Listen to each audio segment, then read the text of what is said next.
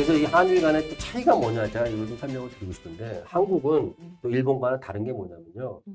여전히 이 민주화된 지 수십 년이 지났음에도 불구하고 국가주의, 병영국가 체제가 아직도 남아있어요. 맞습니다. 이게 제가 옛날에 박사과정에 있을 때 참여했던 연구 프로젝트 중에 하나인데, 전 세계의 미군 기지와 그 주변에서 벌어지는 그 현지 그 주민들 간의 갈등 패턴을 분석한 겁니다. 전 세계를 대상으로. 근데 그때 일본이랑 한국에 대해서도 분석을 했는데, 갈등을 해결하는 패턴을 봤더니 일본은 compensation politics, 그 보상을 해요. 불만이 있으면 그 불만을 들어가지고 어느 정도 합리적이라는 부분들은 보상을 해줍니다. 그렇게 해서 이제 타협을 하는 식으로 해결하거든요. 한국은 어떠냐?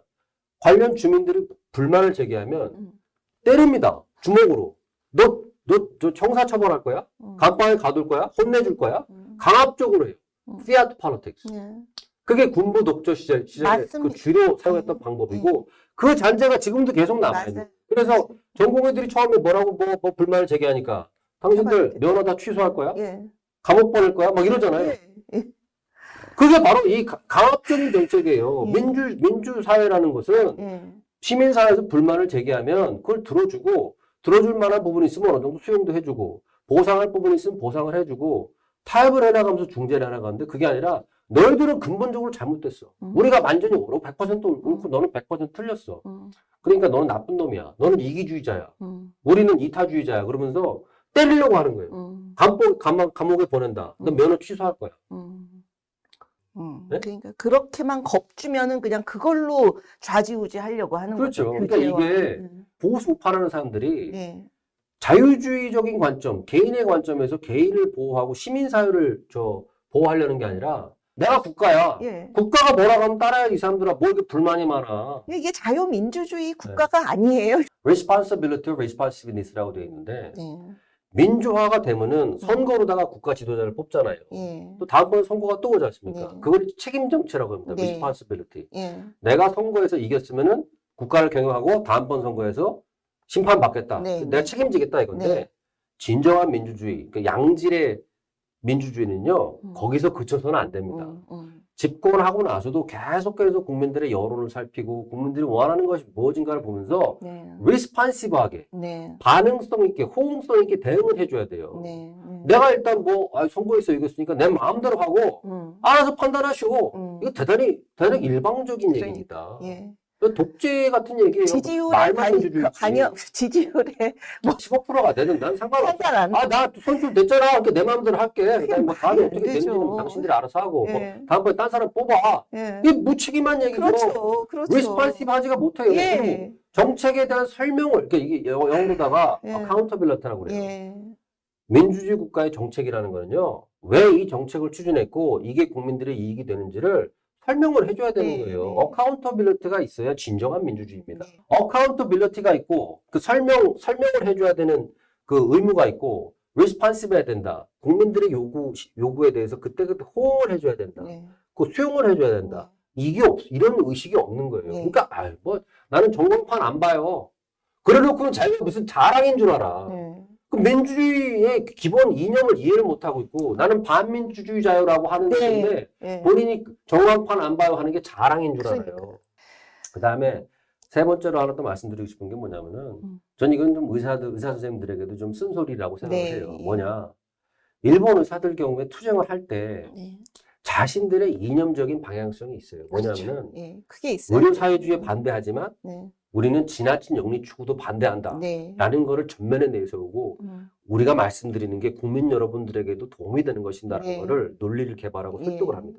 그게 바로 이제 사회보장으로서의 의료에 대한 신념이에요. 그거에 근거해서 다케미 타로 회장이 계속해서 이제 설득을 하거든요. 그 슬로건을 이건 반사회복지다. 이거는 저 의료비는 결국 저질 진료를 불러와서 국민들에게 해롭다. 라는 이런 논리들을 개발할 때 의사들이 추구하는 이념형, 우리가 추구하는 의료 체계가 무엇인가에 대해서 공감대를 형성하고 그것을 국민들에게 설득하려는 노력을 하는 거예요. 대한민국 의사들에게 과연 이것이 있느냐?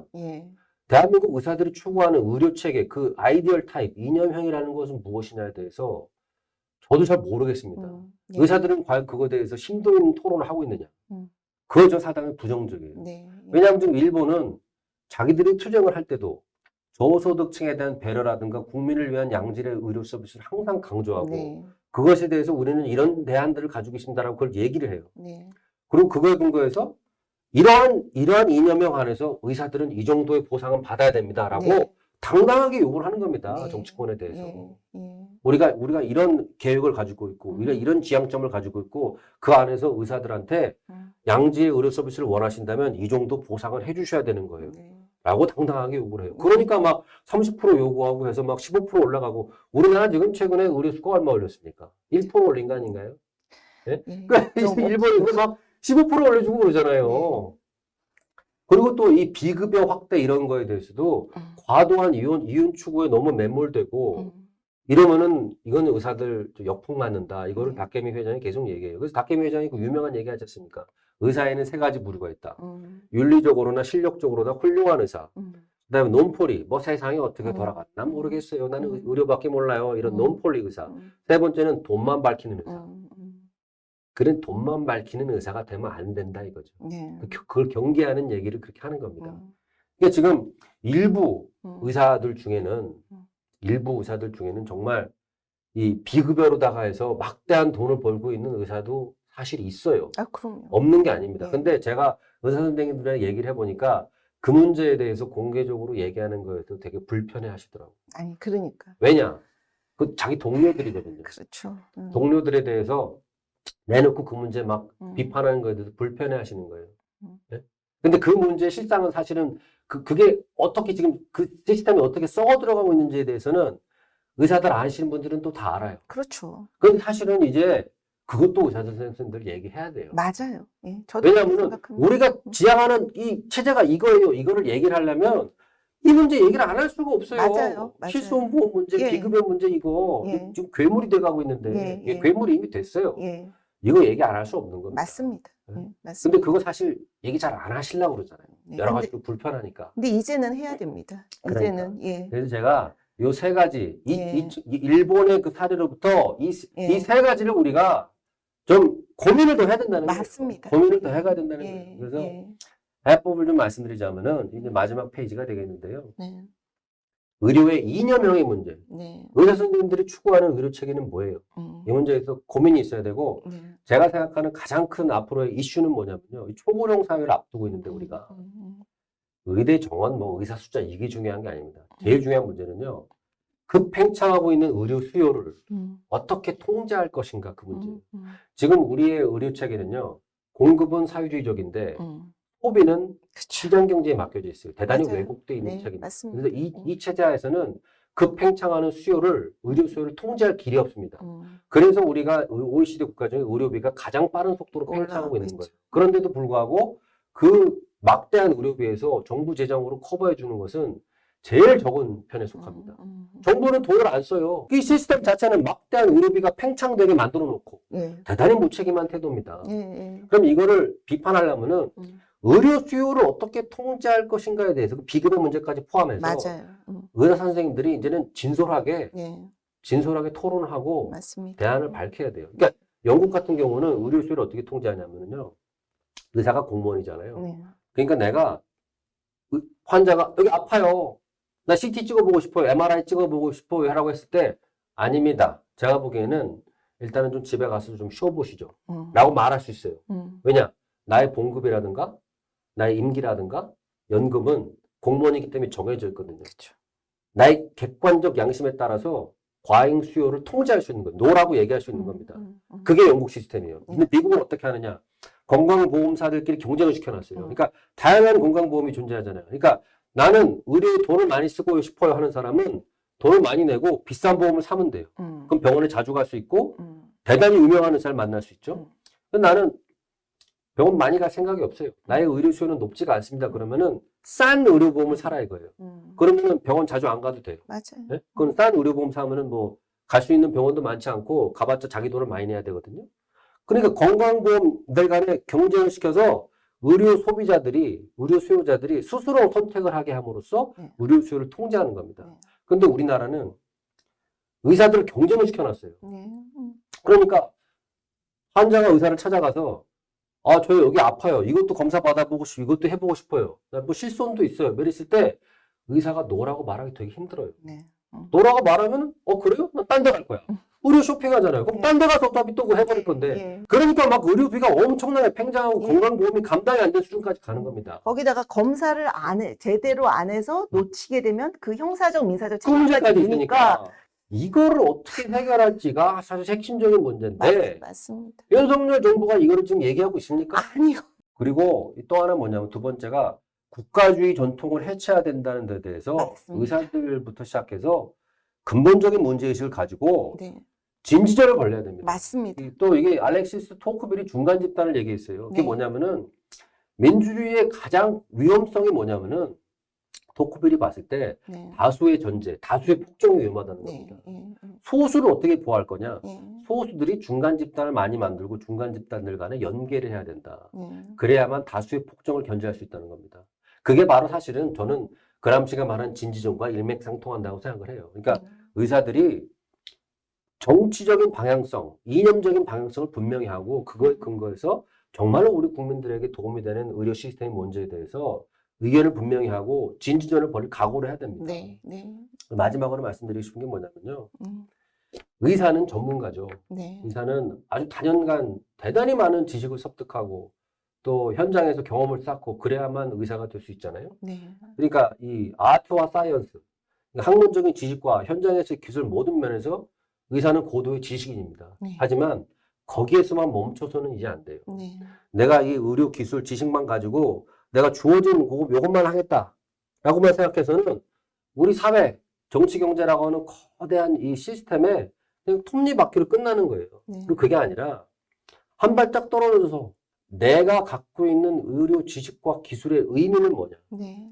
이 내가 가지고 있는 이 전문성이 사용되는 이 시스템은 무엇이냐에 네. 대해서도 근본적으로 문제의식을 가져야 됩니다. 네. 전문가, 전문인에서 지식인으로 다시 태어나는 거예요. 맞습니다. 이번 계기에 저는 대한민국 의사 선생님들이 그 각성을 좀 하셨으면 좋겠어요. 네. 네. 이 그냥 전문가로 그치는 거.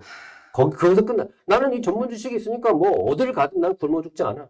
거기서 그거로는 안 된다는 거예요. 예. 예. 이 시스템 자체를 어떻게 고칠 건지에 대해서 스스로 고민이 있어야 돼요. 그래야만 전문가에서 지식인으로 다시 태어나는 거예요. 맞습니다. 그 고민을 좀 가지시라. 네. 바로 다 해법까지 네. 알려주셔서 이거 못하면 안 됩니다. 지금 우리가 이거 못하면 안 되고 제가 그래서 정말 그 환자 보는 의사로 평생 자부심을 갖고 살았는데 그러는 동안 제도가 이렇게 사회가 의료가 이렇게 무너지고 있는 거를 몰랐구나라고 생각하고 저도 진료 현장을 떠나서 여기 와 있는데요. 지금 뭐 대통령이 전 의료인 또 이 의료에 대해서 관심 있는 많은 이런 그 우리 교수님을 비롯한 많은 분들한테 우리 사회가 지금 얼마나 이제 이대로는 안 된다. 이러한 체제로는 안 된다는 것을 알게 되는 어떻게 보면은 그 뭐죠? 매트릭스에 나오는 빨간 약 먹는 그런 기회가 됐는데 이것이 결국은 대통령은 안 바뀌어도 우리 사회를 더 나은 방향으로 가게 하려면 의사들을 비롯한 또 교수님 이렇게 다 모여서 진지를 구축하고 진지전을 시작을 하고 그리고 정말 가야 될 방향이 무엇인지에 대해서 시작이라고 생각을 합니다. 그래서 이게 좀 주제넘은 말씀이 될 수도 모르겠는데 네.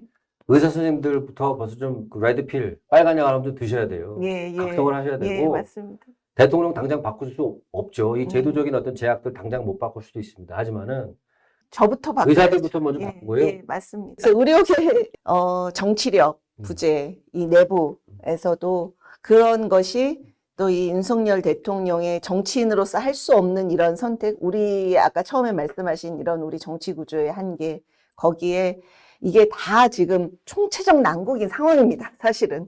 하지만 이렇게 또 교수님처럼 이래서는 안 된다라고 또 이렇게 알려주시는 분들이 계셔서 정말 쉽지 않은 상황이고 어떻게 될지 참 난감, 이건 어떻게 이렇게까지 될 수 있을까 싶을 정도로 어려운 상황이지만 처음에 말씀 주신 대로 밤이 깊어서 이제 곧 새벽으로 나아가는 과정으로 저희가 희망을 그래도 가져보고 이렇게 알려주신 해법대로 꼭 할 수 있게 저도 제가 그 할 수 있는 노력을 다 하겠다는 말씀으로 약속을 드리고 이 진지를 좀 같이 해주셨으면 좋겠습니다, 교수님. 예. 대단히 어려우신 상황일 거라고 이제 네. 제가 짐작이 되는데 아까 말씀드렸다시피 새벽이 오지 않는 밤은 없습니다. 네. 새벽이 언젠가 꼭 올 겁니다. 네. 그러니까 희망을 가지시고 감사합니다. 또 전진해 나가시기를 제가 기원드리겠습니다. 감사합니다. 오늘 나눠주신 이 말씀이 결국 이제 꽃을 피우는 그런 새벽을 맞이할 수 있도록 그때 또 한 번 이렇게 뵙고 말씀 듣는 기회가 있으면 좋겠습니다. 오늘 이렇게 장무승 교수님의 또 좋은 말씀 들었습니다. 굉장히 약이 되는 좋은 말씀이시고 우리 사회에 큰 또 가르침을 주시는 시간 이렇게 함께 해주셔서 너무 감사합니다.